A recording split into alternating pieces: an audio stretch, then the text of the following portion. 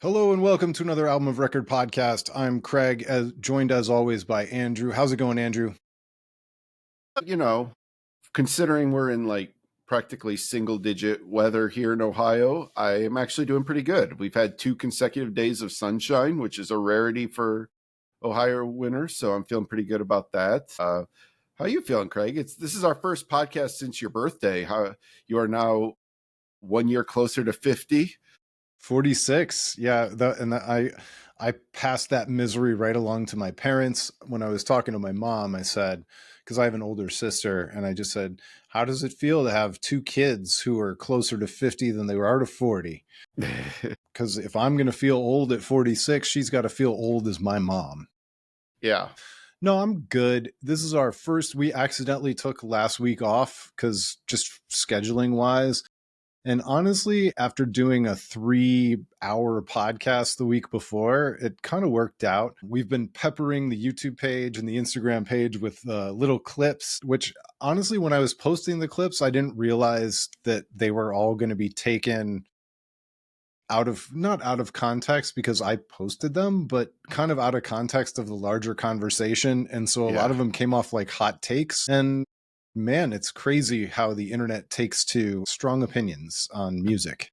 I think the thing that was funny about it to me was that so many people looked at it and were reacting to what they saw on the list as opposed to what even was actually being talked about in the clips. And they acted like those lists were like already done. So there was a lot of like, where is this band? Why didn't you talk about this band? Why didn't you you ranked this band and not that band? It's like, well, we went kind of alphabetically, like we hadn't gotten to them yet. Yeah, so we're gonna talk more about that after we talk about some new music today. But there were two things from the comments that didn't drive me insane because I'm an adult, I can deal with it. Number one, the band AJR and their logo is so prominent that everybody wanted to talk about AJR and the fact that I put them. I'm not gonna give you any of the blame. I put them in a couple of tracks because I found them entertaining at a festival once. You know, it's like movies are always better when you watch them on airplanes. If you're at a festival, you're going to be more impressed by a band that is more entertaining than one that you didn't want to see at all, right?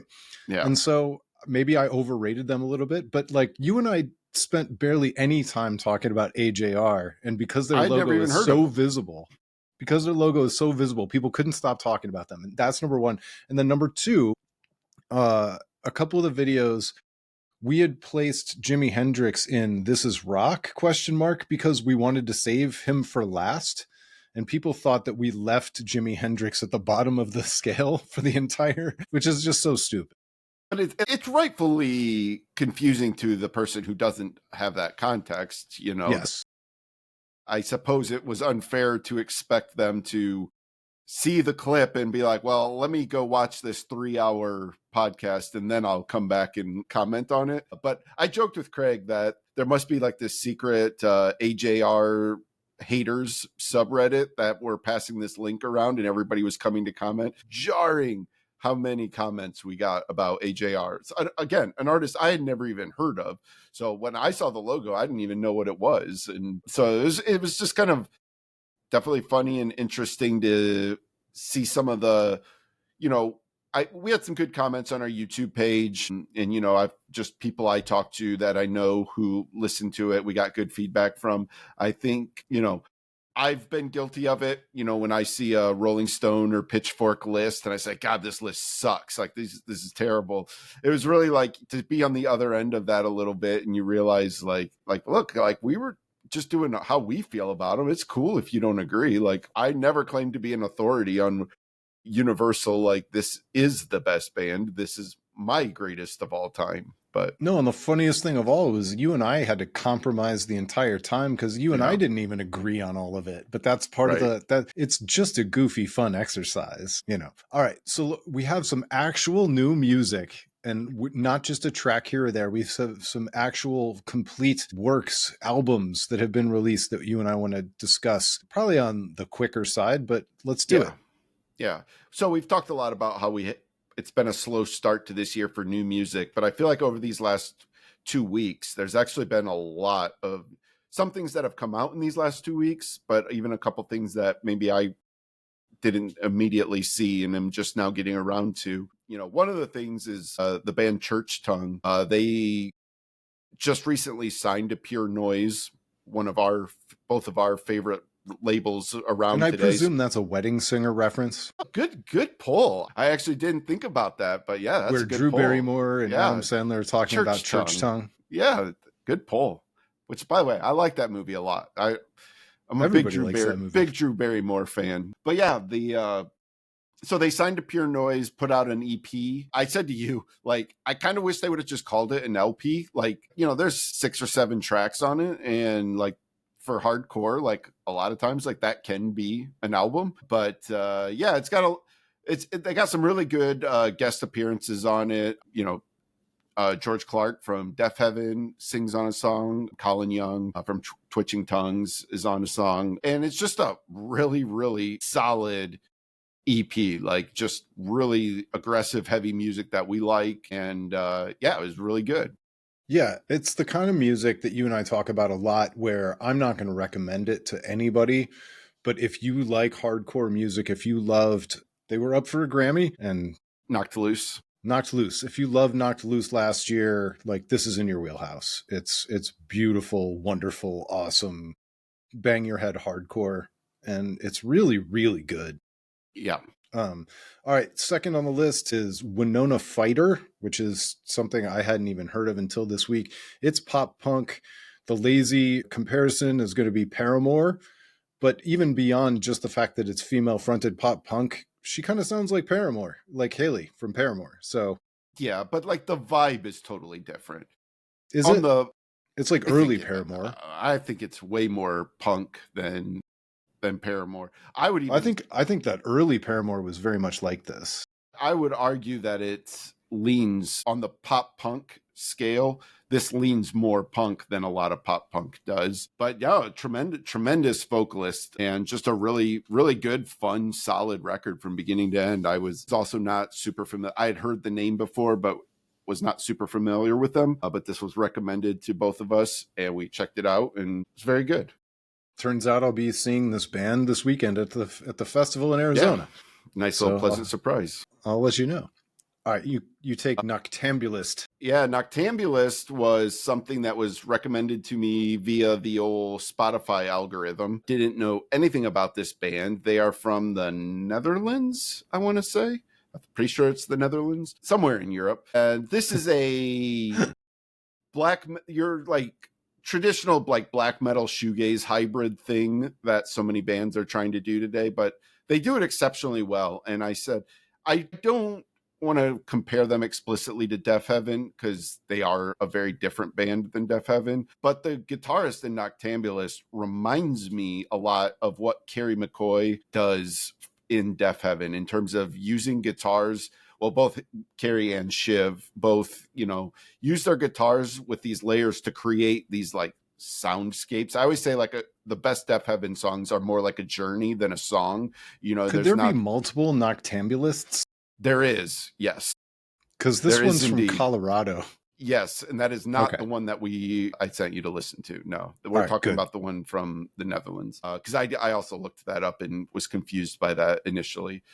But yeah, this is so not English speaking lyrics, but again, I don't think you're listening to black metal for lyrics a lot of times. But again, just like they really like these songs are like journeys, like they create these worldscapes, just these types of song structures that just kind of take you somewhere else. And these songs that maybe start out sounding like one thing and then turns into something else and then turns into something else. And like just lots of nice interludes between things. It's really spaced out well. It's just a really solid album. I like this one quite a bit.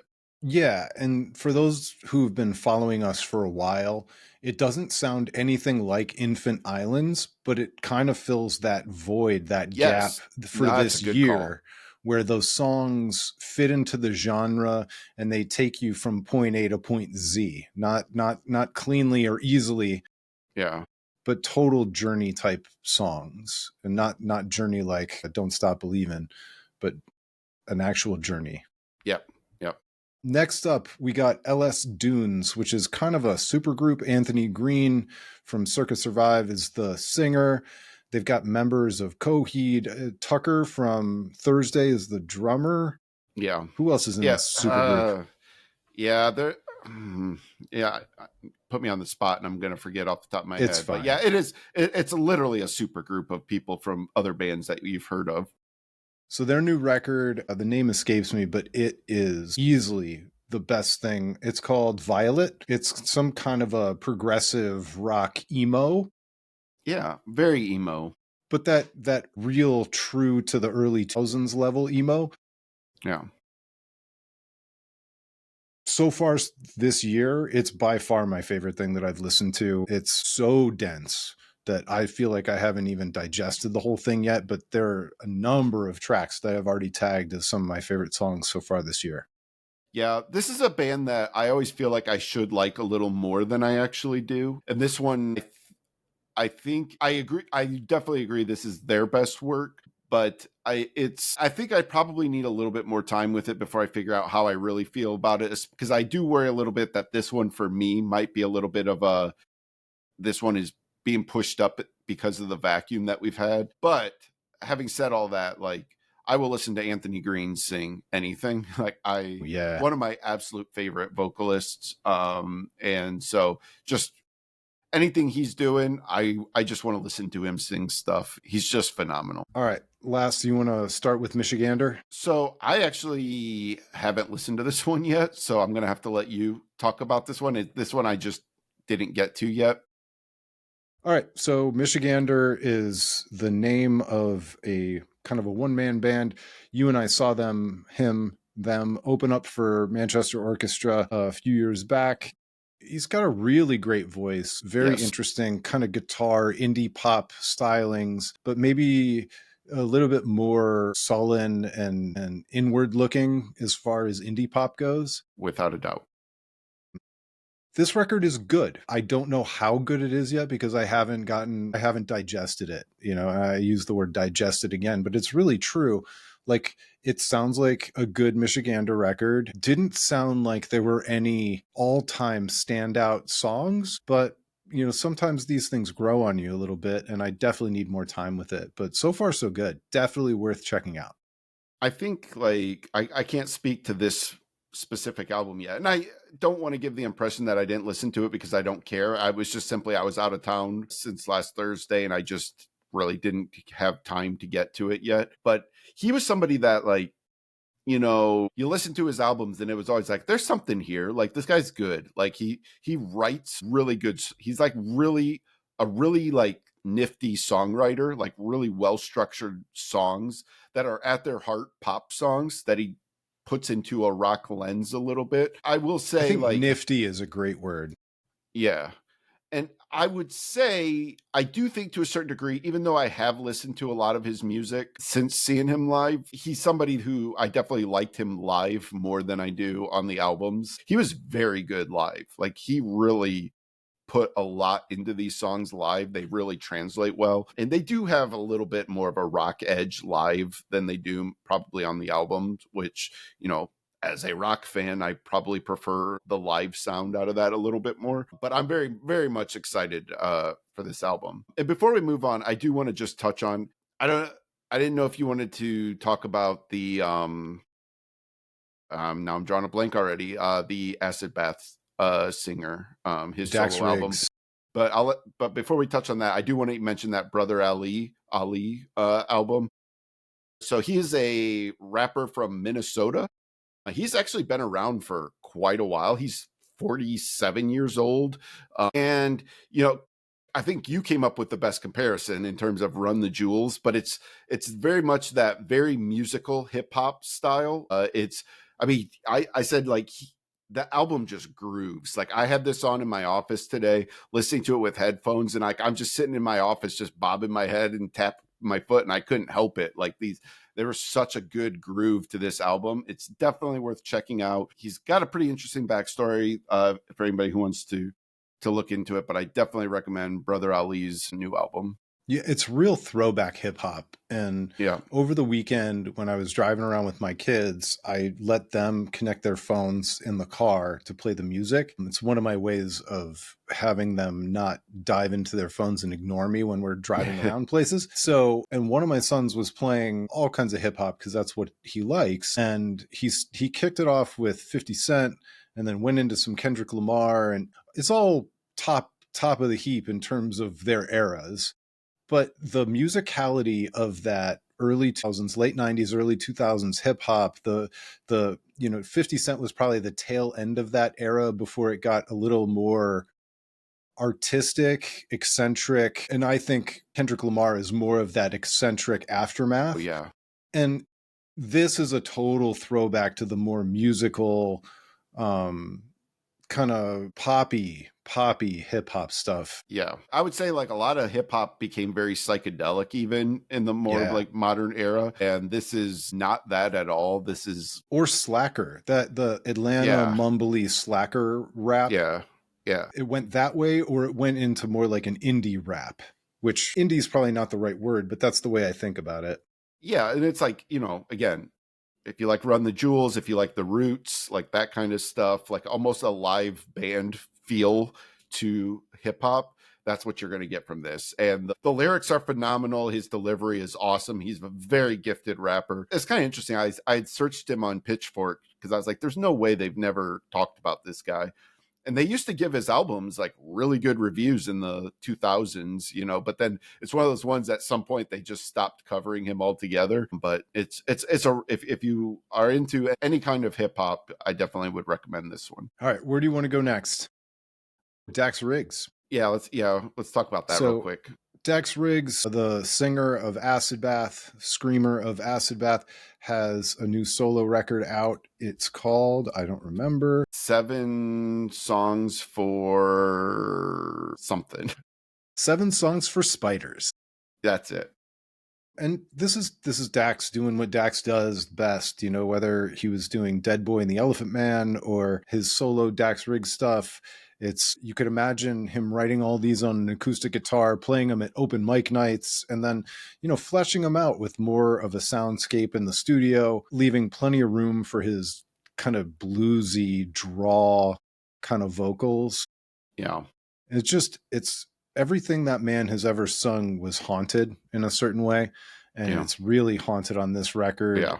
And if you love Dax, you're going to love it. And if you weren't already on board, you're not going to love it. And that's fine. I would say if you love Mark Lanigan, you will like this a lot as well. And everybody knows who's listened to our show knows how much Craig loves Acid Bath. But what's funny is I actually found this myself today. I was just going through Bandcamp. They have a browse feature, which is actually really good. I did not realize how good their browse feature is. And you can go into different genres, and then it breaks down into like these subgenres, and they all make sense the way music lovers like us talk about music. So like when you go into like hyper specific like subgenres of punk and metal and hardcore and even hip hop, that's how I got to that Brother Ali album. You can really fine tune what that niche is that you're looking for, like what you're feeling today. And I actually found that one by searching for I think I started in maybe hardcore or punk and then went into like grunge to like narrow it down. And I think that's where I found this. And it is not like on the sleeve grunge, but what I hear in this album when I listened to it was taking like Queens of the Stone Age's like stoner rock vibe and slowing it way down, stripping it down to its bare bones, and then applying a New Orleans, Louisiana style, like Southern rock, Southern metal, that sludgy sound. Almost like, again, this isn't a great comparison in terms of like sonically, but like sort of like what Thou does to like their take on grunge, how they distort it through that New Orleans prism. And it's kind of like Dax doing that in his style, a little bit of a more bluesy sound, but his vocals really do sound almost like a hybrid of Josh Homme and Mark Lanigan. So I was like, wow, this is incredible. Who is Dax Riggs? So I Googled it, saw he was the singer of Acid Bath. So I immediately went to Craig, who of course already knew about this, but like it was just kind of a cool like connection. Like, hey, the guy from Acid Bath is doing this, and like it's almost surprising how good of a singer he is. I loved this album a lot. This is one I'm going to be listening to quite a bit. I already sort of looked at the vinyl pricing to see if I still love this as much as I do in a couple weeks. I might be even making a vinyl purchase of this one. That's how much I like this album. Yeah, if I've been living with Dax for a very, very long time now. So if I have like any kind of criticisms, it's that, he kind of keeps making the same records over and over again. He's a bit of a one-trick pony lyrically, but like he's not so prolific that it bugs me. I love him. I love him unconditionally, and I'll continue to listen to him. But like if I'm going to be objective, I can see the limitations in what he does. I just whenever he releases anything, for me, a longtime Acid Bath fan, it just feels like a gift. It's just funny because like our context through which we perceive this album is a little bit different because it's so new for me, because I've never heard any of his other stuff.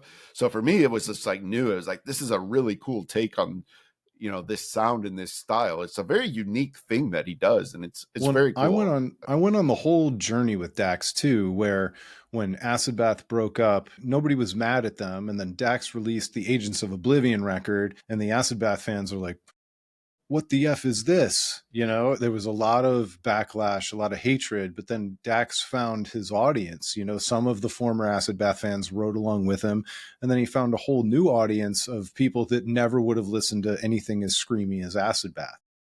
He became kind of the troubadour, the balladeer, the man in the corner of the bar with a guitar.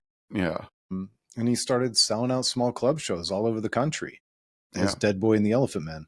But I assure you, if you didn't know who he was, as I didn't when I discovered this, you would have no idea this guy was the front man for Acid Bath. Like, it does not sound like that at all. There's no screaming on this. It is all vocals, and it's all really well done. Like, he is a surprisingly good singer in that like baritone, like kind of style is just very, very good. Yeah. So let's skip all the rest of the stuff. Let's talk about the bands that we're missing from, at some point you and I will talk about the Black Keys breaking their silence. Yeah. And maybe when it feels necessary, we can talk about all the different bands with the word frog in their title for sure, released records. And then maybe we can talk about Silverchair too, because, Frog Stomp. That's right. I do want to, before we get into the bands we missed, one final look back on the list we did. I was really proud of that episode. I was really I was really happy for the most part with our list. There were a few gripes that maybe I had, but that's what has to happen when you compromise. We're not going to agree on everything. The one thing we got a lot of comments about, and most of them I didn't, it's whatever. It's everybody's opinion. But there's one recurring comment that I actually agree with, and that was people saying that we vastly overrated Green Day on this list, and I think we did. We ended up putting them, I believe, in amazing, which is way too high for Green Day. And I know how it happened. So I think initially we were debating between good and great or something like that. We ended up, I think, going great, but then we wanted to sort of shift some bands up into amazing early, and we did that very early before we had like we had put Deftones in that tier, and then I think we moved like Foo Fighters and Green Day. We're like, well, let's just move them up to. It's sort of, we thought maybe that was going to make more sense. But I'll say this about Green Day: I am overly protective of them for a band that I actually don't like anymore. Like, that's what's funny about it. It's like, I don't even like Green Day anymore. I haven't liked anything they've put out even remotely in years. I mean, many, many, many years. Like, truly, American Idiot is the last thing that they put out that I cared about at all. Not counting their BBC Sessions live album. That's actually very, very good.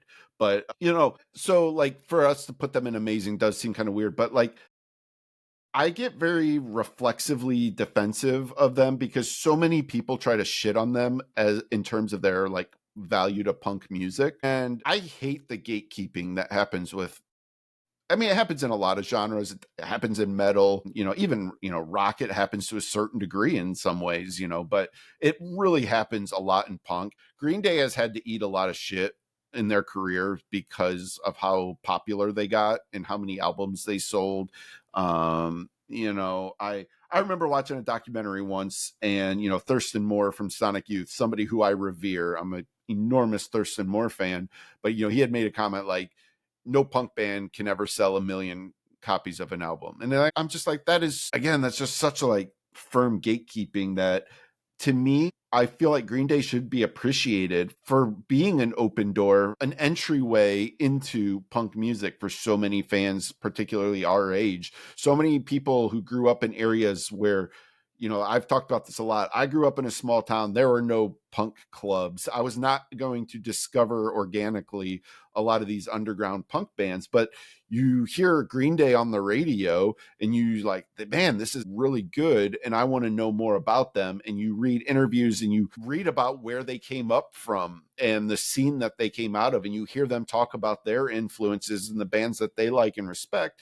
And then I go out and seek those bands and like, oh, there's like this whole other area of punk music that maybe I wasn't going to ever be exposed to living in a small town, rural Ohio. So I have a strong appreciation for that aspect. And I think that does lift them up a little bit higher than they probably deserve to be when you take the totality of their career. I will still stand by, the entire Dookie, Insomniac, Nimrod, Warning, even American Idiot when that first came out. Like, they're incredible albums that are going to be remembered forever, and I just think that they deserve some props for that. Even though it's not cool to defend Green Day today. I'm not making a stance that's going to earn me any street cred for making these claims, but it's just how I feel about it. I think Green Day deserves more respect than they get, so I probably reflexively wanted to overrate them a little bit. And so this is going to be controversial, especially with you, Andrew, but when I ended up looking back on this list, I felt like I rolled over on too many things. And I look at the top 2 lines, the greatest of all time and the amazing, and I see a couple of very specific Andrew picks. And all I see from mine are ones that you and I absolutely agreed upon. I feel like I didn't fight hard enough for Stone Temple Pilots and System of a Down, and I didn't push back hard enough on. I have all the respect in the world for Fugazi, but I don't like them that much. I don't think they deserve to be in Amazing. Same in Metallica. Hang on, let me finish. Fugazi. I used the lock on Fugazi. That's fine. Metallica is another one where all the respect in the world, but I just don't love them enough to have them in greatest of all time. And I gave over to the respect rather than fight for some of my personal favorite and love of like Stone Temple Pilots. I know, they petered out, and obviously the lead singer passing away has a lot to do with that. But I think even System of a Down, with the way they sounded like nobody else, and they stuck out in a genre in a time period that was unremarkable, and they've stuck around, and they never ever should have become one of the biggest bands in the world, and they remain one of the biggest bands in the world to this day. And I felt like I should have made a stronger case to have them in one of the top 2 sections. Yeah, I mean, I think that's all fair. And you're right, you did use a lock on Fugazi. I think like, and actually in hindsight, if I would have known that I was going to have a leftover lock, I wouldn't have used it on Fugazi. I would have used it on Queens of the Stone Age to bump them up into greatest of all time, which is, again, fine. That's insane. That's an insane. Hang on, that's an insane personal pick. That's like an Andrew thing. If you were creating a list that you wanted to be more universal, you couldn't possibly make that case. They're not. But that wasn't enough. The exercise. First of all, that wasn't the exercise. No, I mean, that's part of it. You and I were compromising. Yeah, but I mean, I was compromising based on my personal tastes. But I would still argue, though, for like, I don't think it's just a me thing. I mean, I read so many articles talking about Queens of the Stone Age. Like, this is a revered band who nobody else sounds like. Nobody really does what they do.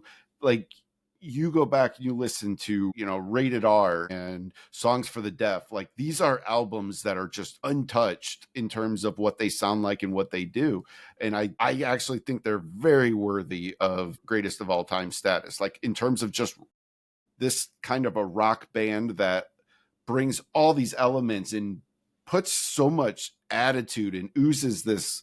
I think you and I have talked about it, like this, like confidence that Josh Homme has, like this sneering confidence that he has. And I don't disagree with any of the rhetoric, but at the same time, you can't tell me that they're better and have done more and are more worthy than like Rage Against the Machine or even somebody like Smashing Pumpkins in terms of longevity, quality, influence. Like it's a little bit too cool for the room. And I'm with you. I love them. I think they're phenomenal. But if I'm being intellectually honest, it's a very, very personal thing. And I think the same thing of Deaf Heaven. When we put them in Amazing, that's you and me overriding the universe because we know they're not that big. We know they're not that influential yet. Sometimes we just know things that the universe doesn't know, Craig. That's just. But I disagree with you on Queens of the Stone Age. As much as I love them, they're not greatest of all time. They're just not. Yeah, that's why I would have had to use a lock because we're not going to agree on that. Like for me, it's an absolute no-brainer. But it sucks to argue against the band that you love. I love them, but I just, you know.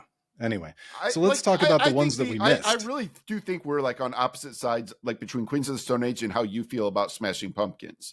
Like you revere Smashing Pumpkins in a way that I do not. So I think we're kind of like on the opposite ends of that. So we ended up compromising on them and that's where it ended up. But I'm just saying, like, if there was a band I really wanted to like prop up, it would definitely be Queens of the Stone Age more than Fugazi. It just worked out that I was like, well, shit, Fugazi is a band that I absolutely adore. I have a lock I'm not going to use, so I'm going to put them where I want them. That's just kind of how that went. Yeah. Well, and ultimately, this is not a be-all, end-all list. This was an exercise, and we got where we got on the day that we got there. And there are a lot of redos and do-overs I think that we would do. You know, battles that I wouldn't fight, especially after seeing the comments. Like, I don't even need to rank AJR. Why did we allow so many people to comment AJR on something that, like, it was so inconsequential in the conversation? We could have easily just thrown them in the "This is Rock?" category. And we should have changed the "This is Rock" into we're not going to bother, or unranked, or not being talked about, because like we ended up with Temple of the Dog down there. Right. Which people, again, if they didn't have the context, would be like, well, what do you mean? But let's talk about this. So we used a website called Tier Maker. A lot of people asked about that. I was sending that link out. That was another funny comment, was how many people were like, well, where is this band on here? I can't believe, why did you ranked all these bands? Like, we didn't decide who to rank. This was on the Tier Maker list. Like, we decided where to rank them. But it was a lot of work. We'd have to download logos and. Yeah. So let's talk about this. There are a lot of bands in hindsight that you and I were kind of going, wait a minute. Yeah, we didn't get to talk about this band, and we would have definitely put this band somewhere. So I'm going to start reading through the list, and let's just stop me when we have to talk about somebody. All right. Black Crowes was not on the list. All right.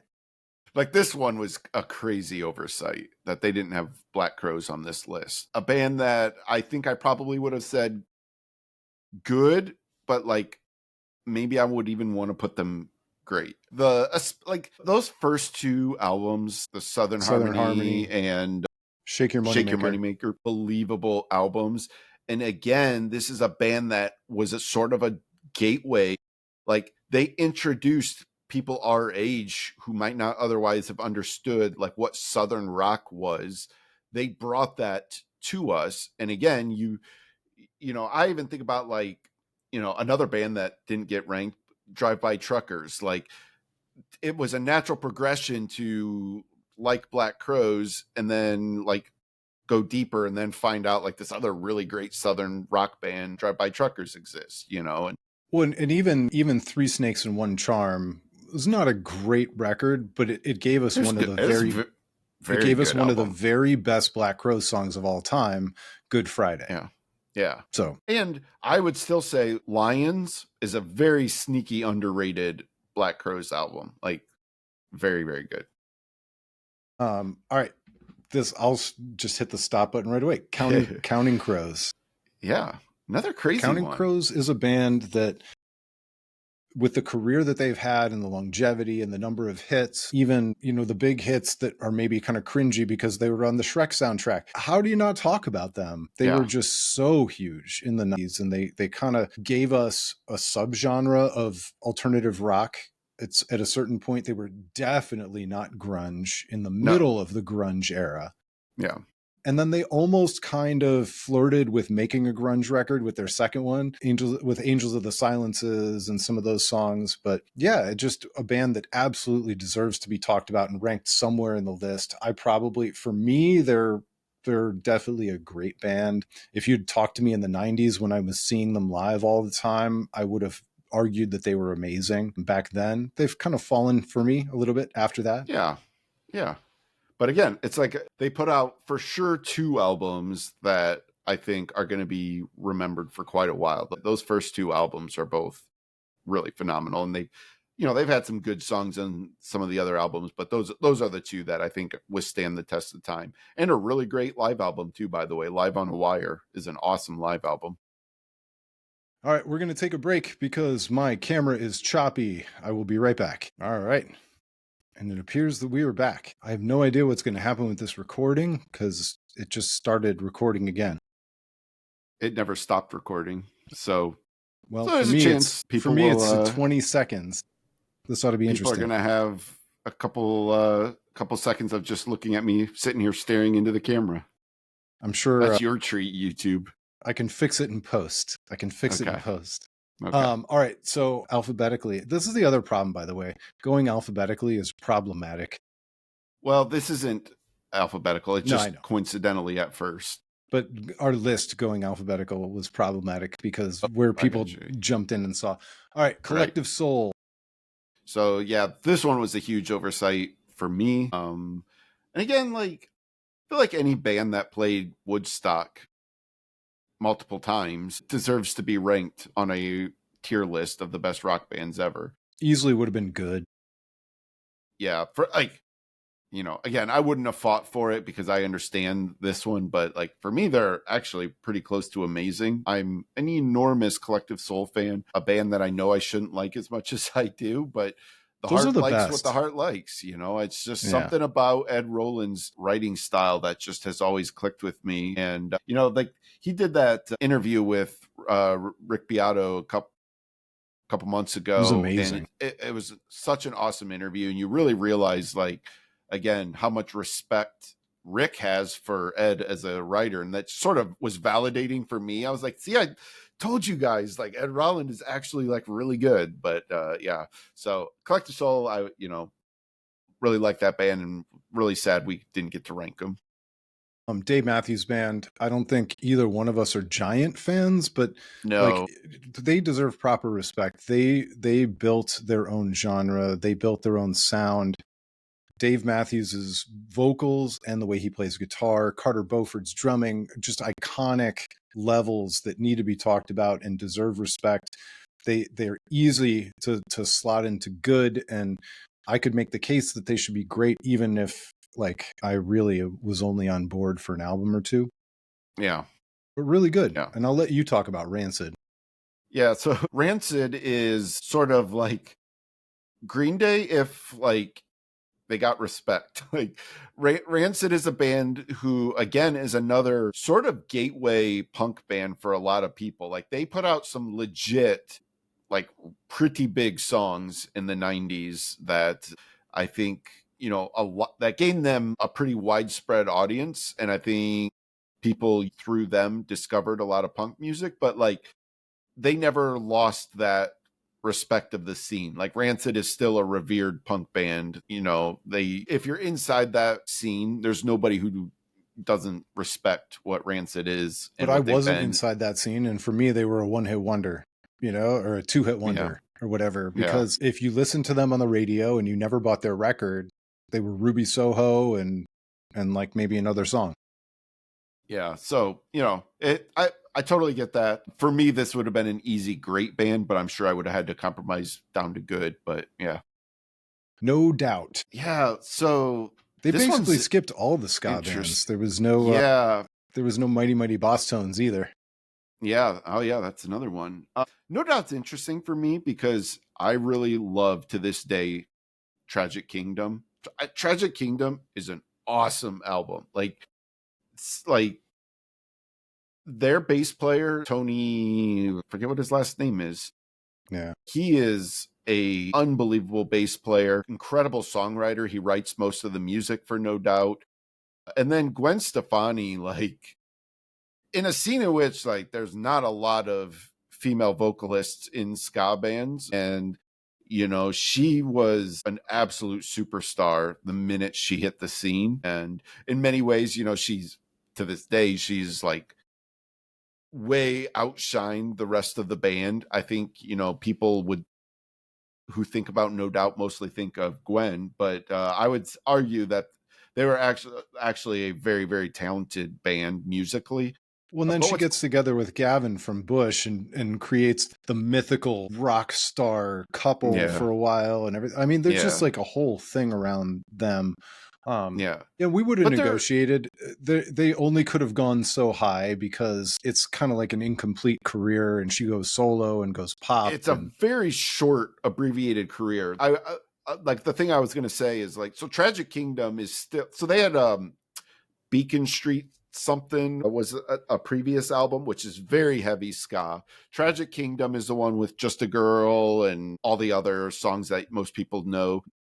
And it was still it was a ska album, but it also was bringing in different elements and starting to bring some rock maybe into it. And then their next album after that, Return of Saturn, was almost a straightforward just rock album. And it was pretty good, actually. Like, I just listened to it this week just to like remind myself. And I was like, yeah, I forgot how many songs there are on that I actually legit really like. Still a few songs here and there that still had the ska elements, but mostly rock. And then they put out Hold Steady, which was basically like a reggae album, and uncomfortably came close to cultural appropriation, even maybe a little bit. It was an odd album that I didn't care for at all. And then they were just done. They put out one other reunion album after that. But so an interesting band that I like in spirit more than I probably actually like the band, but I'll vouch for Tragic Kingdom as an album to this day. Especially if you've ever played bass, if you like listening to really, really incredible bass guitar playing, Tragic Kingdom is just awesome. We've already spent too much time talking about No Doubt, but I'm gonna do it anyway. Tragic Kingdom, No Doubt, for me in college became a punchline because of a Secret Santa on my floor freshman year. There was this like punk rock kid who was way too cool for everybody. And of course, he despised No Doubt. No Doubt was never going to be cool enough for him.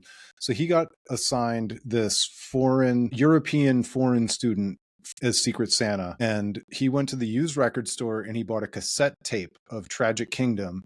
And when this girl Nadine opened it and she looked at it, and he goes, "Yeah, you just seem like the kind of person who'd like No Doubt."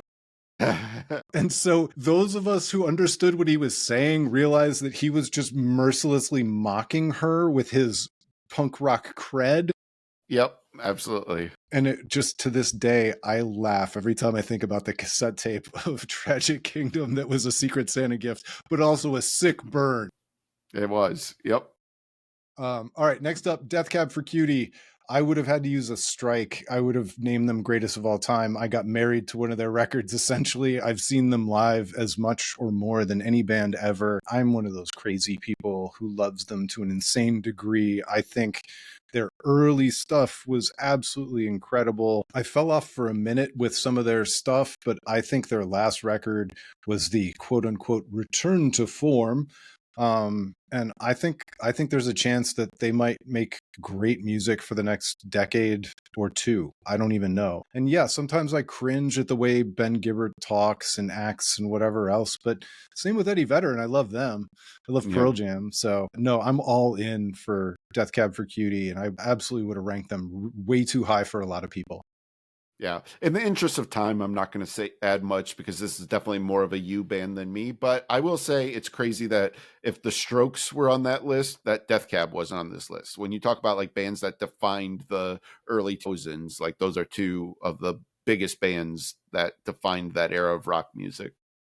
All right, Thursday is a band, I'll let you talk about them, but Thursday is a band that would have been wildly overrated by both Yeah. you and me Both. compared Yeah. to what anybody else would have put them. Yeah. Again, this is a highly influential band for the whole like Screamo thing. But like to me, this band transcends all of that. Like they stand above like that entire scene. They are a thing in and of unto themselves. And I think they've largely been taken for granted. And if people went Yes. back, they would understand. Yes, absolutely. This is truly a great band, whether they deserve to be on that level or whatever.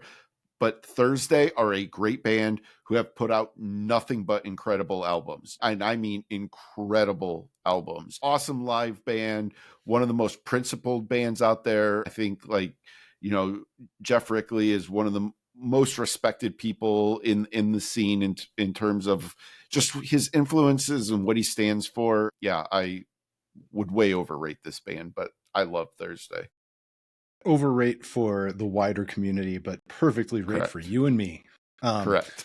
All right, Screaming Trees is an interesting one. You and I both love Screaming Trees. You love Mark Lanigan more than I ever possibly could, and I love Mark Lanigan. I was more of a one album guy with Screaming Trees, but that album was everything to me for a while, and not Sweet just Oblivion. and yeah, Sweet Oblivion. And I'm talking Dollar Bill and some of the other ones that didn't necessarily get radio play. What was the big hit that Nearly Lost Nearly You. Lost You. Nearly Lost You is the one that everybody knows, but I'm telling you, that entire record is an absolute grunge classic. Absolutely. Not this is going to sound like I'm trashing somebody, but not in the way where somebody has to try and convince you to like Mudhoney. Everybody's going to love the Screaming Trees record. It's anthemic. It sounds like a stadium rocker. Yeah. They were victims of their own circumstance, I'll just say. If this was a band that like was at all on the same page, they would have been huge. I firmly believe that, but they self-sabotaged themselves in so many ways. They were a self-destructive band in so many ways. And it's too bad, but I can't be objective about this. Mark Lanigan is an absolute musical hero of mine. I love the Screaming Trees, so I would have way overrated these guys. Yeah. All right, Live. We would have had trouble finding which level for them because they obviously were big, but neither one of us ended up, I think, being big fans. You and I talked about Throwing Copper on the podcast, almost in a tongue-in-cheek kind of way, because I don't feel like any of it aged real well. That's the thing about Live for me, was going back and listening to Throwing Copper again. I was actually surprised. I expected to like it more than I remembered, but I actually liked it less than I remembered as a complete piece. Like there were some really good songs on that album, don't get me wrong. And in that moment and in that time, you can't escape the fact that Live made an impact on the rock music scene. But and for that they deserve to be on that tier list. But it's nothing I would have fought very, very. They would almost be a couple tracks band at this point for me. Yeah. All right, Stained. I think you and I both love them in the moment. Dysfunction was awesome. They also have not aged well, and particularly who they've become as people. It's very hard to check them out these days. And honestly, Break the Cycle was probably one of my favorite records the year that it came out, and I just can't imagine why it's not as good as what I felt it was at the time. So I didn't care for that one that much. For me, it was all about Dysfunction. When Dysfunction came out, it was different. It was real, like the production on it was great. I loved just the sound and feel. It felt almost sort of like it just had a darkness to it, a mysteriousness to it that I really like. Mud Shovel was a really cool song when it came out. Like, there wasn't a lot that sounded much like it at that time, but yeah, it's just a band that has not aged well in just about every way imaginable. And I think Crawl is the one that I thought was just absolutely epic when I saw them play live back in the old days. I saw them live as well, and they were actually quite good when I saw them live. But they were They were. All right. I'll let just, you can talk We about the can next we two, can Mud Honey and we can Sponge. skip Mudhoney. They're probably not big enough. I think they deserve more credit than they get. They've been around forever, put out just an absolute shit ton of really great albums, but you have to be in on them. If you're not in on them, you're not going to resonate with them at all. They're And hard then to like sell. they are. And Sponge is a band that you know, when what was Rotting Pinata, when that album came out, like that was a really great album. And Plow was awesome. There's a couple other songs on it that were really Molly, 16 candles down Molly. the Yeah, drain. yeah. Molly Yeah. was huge. For I for really for liked that. everybody, Sponge will be a couple of tracks. For a lot more, they'll be Yeah. good, and for a few Yeah. people, they'll be great. Yeah, because I think a lot of people really liked Wax Ecstatic when that came out. I thought it was all right. I thought it was kind of good, but it For wasn't me, great. Sponge is a very positive couple tracks. Yes, agreed. Same page. Melvins. Well, this one would have been tricky. The Melvins are tough because I revere the Melvins. I've seen them live, and one of their songs, it's a like a experimental metal thing called Goggles, is like one of my favorite songs from the entire 90s. But like the band is just too hard to digest. They're too prolific, they're too weird. They're almost like Fish. Either you're in or you're not. No, they kind of are like Fish, but for I don't even like. I guess they're a metal band, but Or I don't punk. know. Or punk, like they're somewhere in between. They're avant-garde, something or other. But they're awesome. Like I love them, but like they're impossible to rank on a list like this. But I am a little bit surprised that they didn't make the list. Like, I feel like they've had such a huge influence on so many bands. Like you hear so many bands talk about the Melvins. Jimmy Eat World is quietly become probably, like, obviously they came around later, but they've quietly become kind of almost Incubus level rock band where they had big hits and now they've settled into that really comfortable following. They both headline Red Rocks with Manchester Orchestra opening for them. They're just slightly different eras, and Jim Adkins just can't stop writing hits. That guy is maybe the most underrated songwriter of the entire last 20 years. Yeah, I feel like in many ways they sort of, even though they don't sound like Thursday, I feel like they sort of like carried a torch from Thursday and went in a different direction with that torch. And but were like, they definitely got bigger, but they were hugely important at that time, especially for, again, opening doors for people into a different subgenre of rock music. And they get a lot of appreciation for me for that, but it's not a band I actually listen to very often. I actually listen don't to listen to Jimmy Eat World a lot. So I listen to them a lot. I listen to their entire albums, and I also listen to some of the top tracks, almost like a greatest hits. So I listen to them all kinds of different ways. But you're more punk, I'm more emo, and that's just how it's always been. Yeah. I think for the rest of these, I don't know if you just kind of want to just like read these off as bands that we thought were surprising, maybe that they weren't on. I don't know that there's anybody here that I really like am desperate to talk about. But there's one that I'm desperate to talk about. Okay. All right. I'll save them for last. We got Blues Traveler, Tonic, which was a band that had some big hits, some soundtrack hits. Neil Young got skipped. He's tough to talk about. That one's, but it's surprising that he wasn't on the list. Yeah. Very surprising. Again, if Bob Dylan's on the list, why is Neil Young not on the list? Coheed and Cambria is another one. You mentioned Drive By Truckers already. We didn't talk about Refused.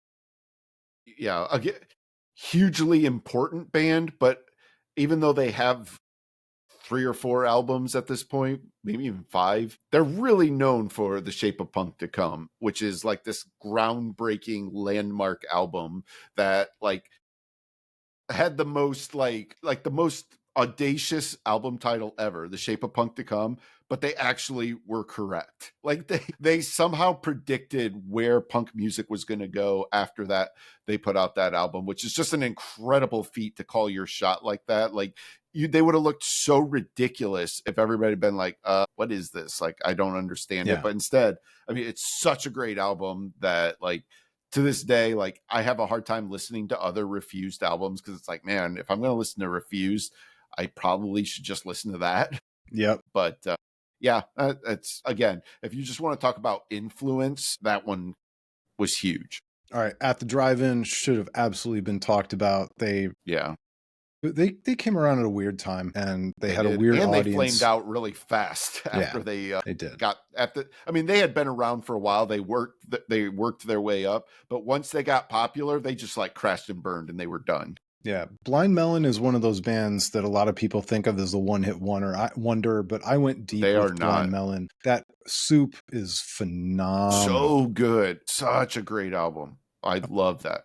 And Galaxy, it was interesting. like, It was an interesting direction too, because their first record with the B girl and all that stuff, it sounded very 90s, almost like they were defying their actual identity as a band.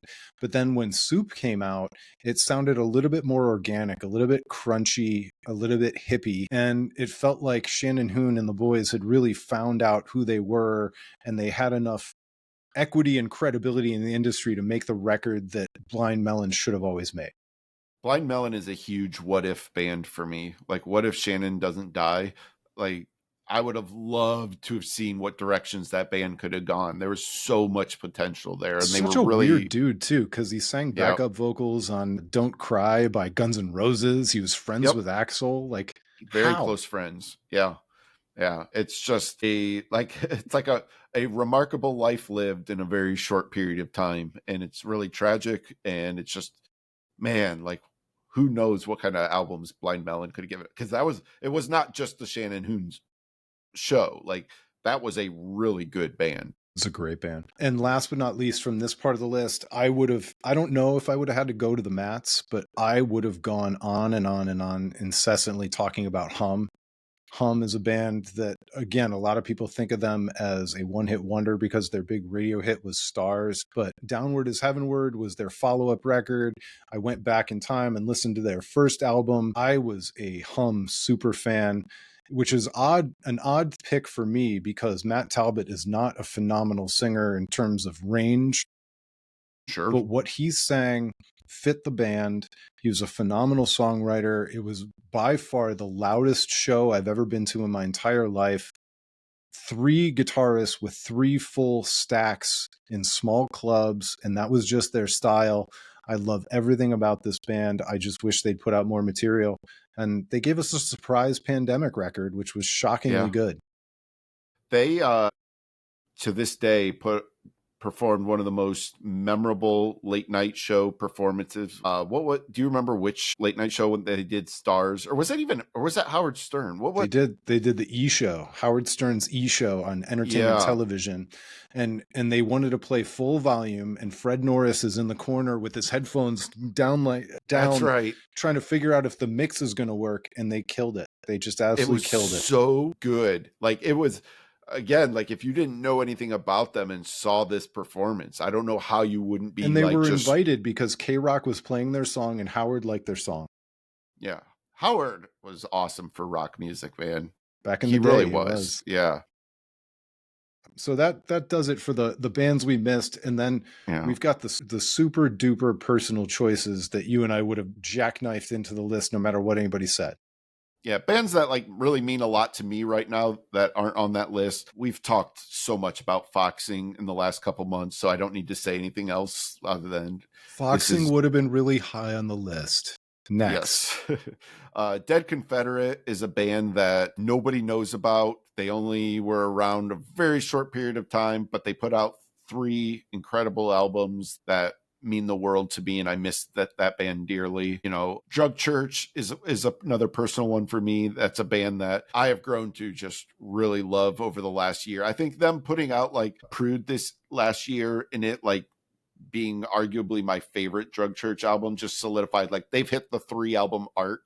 They have 3 amazing albums with Cheer and Hygiene as well. So they would be ranked really high for me. And then Cloud Nothings is this is one that, like, in a perfect world, like, they should be on that list. Like, there's a world where they belong to, not just even just for you and me. Like, Cloud Nothings is such a freaking great band that just never, like, they were so close to getting their due and they just never quite got the respect that they deserve for how great that band is. And like such a huge discography at this point. Like they've been around for such a long time like it's sneaky fast how like quickly they became veterans of the scene, and they just put out killer album after killer album. Everything they do is respectable, and I love that band.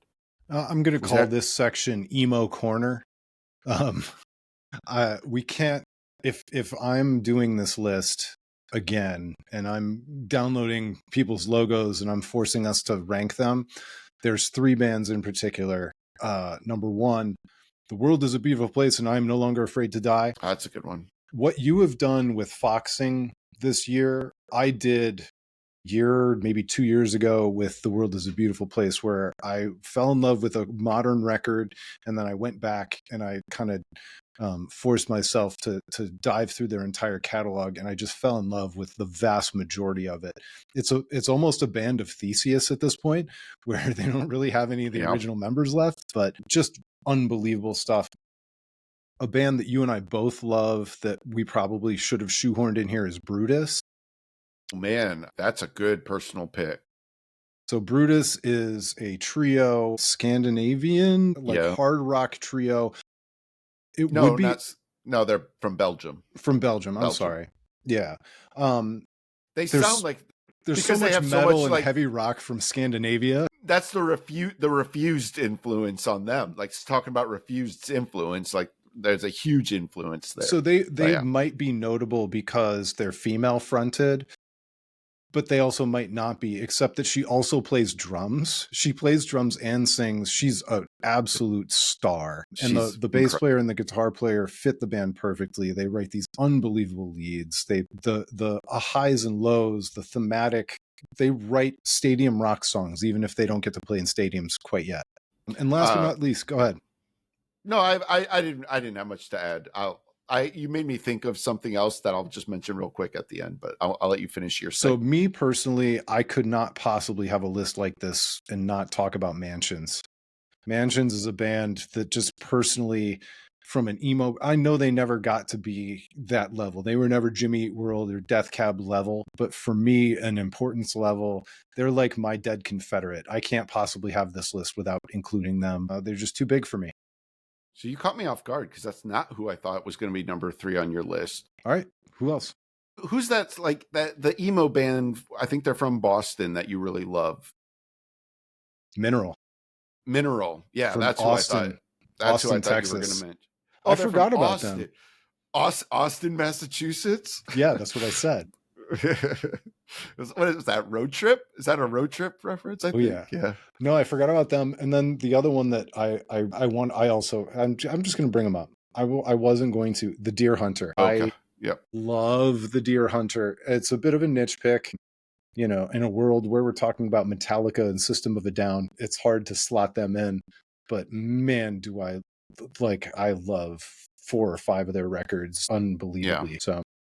So the last one I was going to mention that you mentioning Brutus reminded me for stereotypical reasons, but is Bully, which again, like, I mean, she put out 2 years ago already? Lucky for You, which I think was like number 1 or number 2 on both of our lists. Like we both had that album so very high on that list. Alicia Bagnano is just who I always butcher her last name, but she's just an incredible songwriter. Did you actually catch she did the electric version of Atom Bomb? Did you catch that?